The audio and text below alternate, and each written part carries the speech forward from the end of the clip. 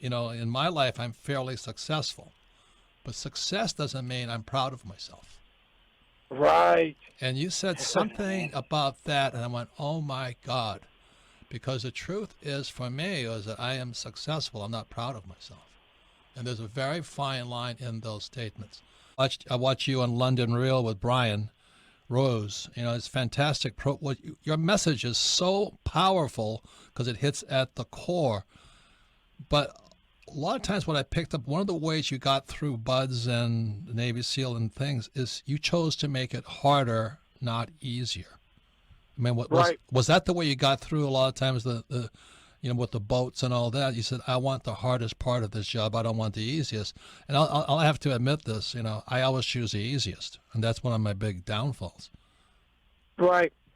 Well, for me, the reason why I did that is I realized that I wanted to also choose the easiest. And this is the mindset behind me. If I'm going to go through the hardest training, I want the hardest spot in the worst position in the hardest training in the world. Because what that does is, if my mindset is going to the hardest place, like in Hell Week, when you're carrying the boats, the toughest spot to be in is the number one spot.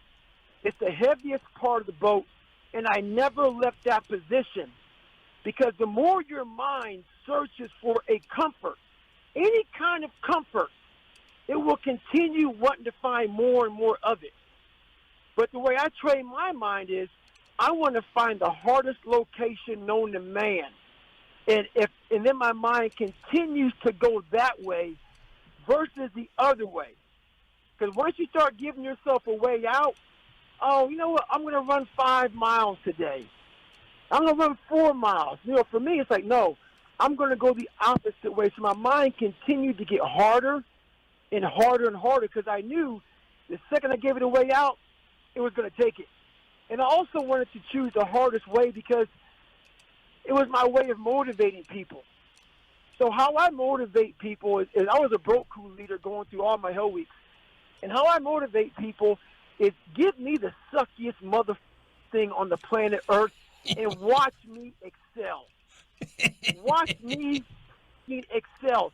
I won't say a word to you, but when you see me broke down, up, legs broken, and I go back to the number one spot on that boat, and it's the heaviest thing known to man, you're going to look at me and say, Roger that.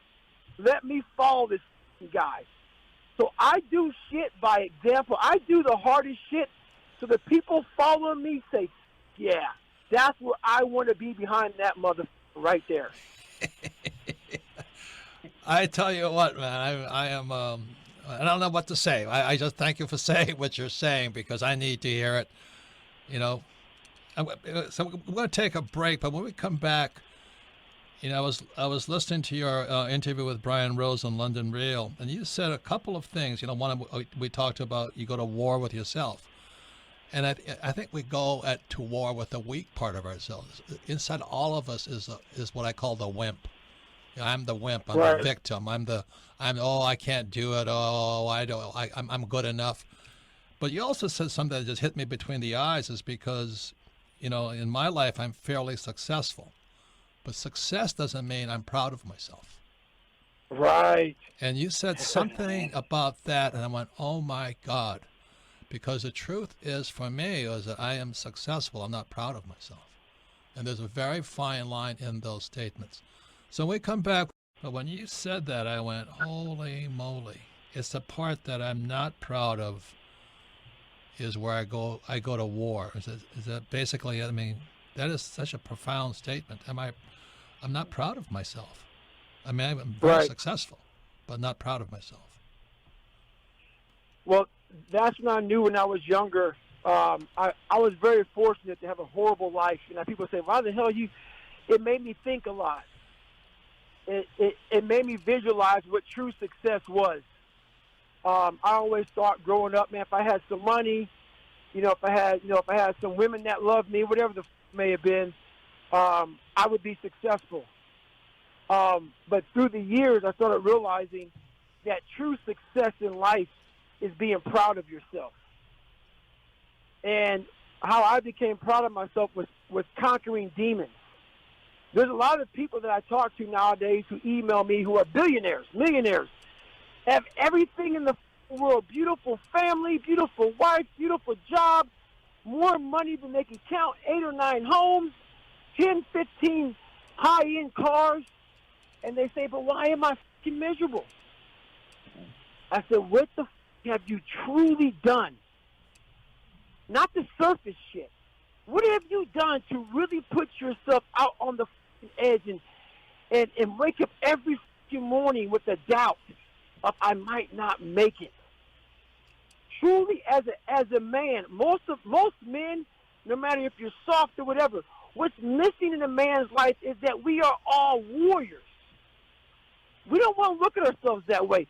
But if we don't go to war with ourselves and have that one big war, we feel empty, and we don't know why we feel empty. I was fortunate enough to have several wars with myself. And when you overcome yourself over and over again, that's where you start to find that I am proud of myself. And success is not being proud of yourself. Success is, I have a lot of things. But being proud of yourself is really, it comes down to a war against yourself that no one else may even know about. But it's a war where you come out on the other end clean as a mother. But the whole time you're going through it, you're dirty as shit. And you're fighting, you're grinding, you're fighting, you're grinding. But you come out the other end saying, man, that was the biggest trophy I ever got in my entire life, but it doesn't sit on a fucking mantle. It sits in your brain. It sits in your mind. Every trophy I have, it's in my brain. I have none in my house. They all are in my mind, which is where that came from. I don't have a car. I don't own a house. I am a happy man because of all the trophies I have in my mind. And your heart. And your heart. Yes, exactly. I do talk a lot of shit because I understand both sides of the spectrum. Callous mind comes from, when you think of callous, you think of tough. You think of, for me, I broke the Guinness Book of World Records for the most pull-ups in 24-hour periods.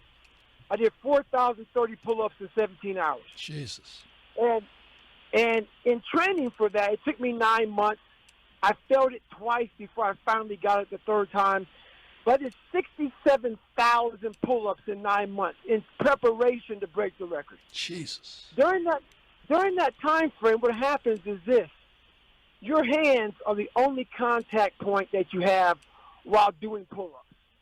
Your hands become extremely callous. Calluses are a protection. So, in my life, I realized when I was growing up, I was the biggest of all time, but I had two different sides.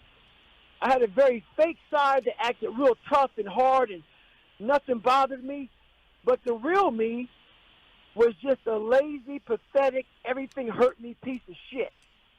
And as I was growing up, I became a student of my mind, a student of my weak mind. I said, you know what, man, I wasn't a good student at all because I was lazy, but I wanted to figure myself out. So I was like, you know what, I have to figure this shit out.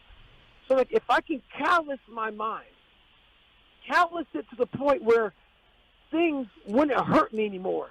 Like if someone called me and if I, whatever was going on in my life, my dad beating me, my mom not, my mom not being around, me having learning disabilities, me stuttering, whatever went on in life, I had to be the motherfucker that could take anything, that could carry any cross, 2 or 3 crosses, as many crosses. So I developed this callous mind, a man that can walk through a fire and not get burned, who can take words and not say 6 stones may break my bones. No, words hurt.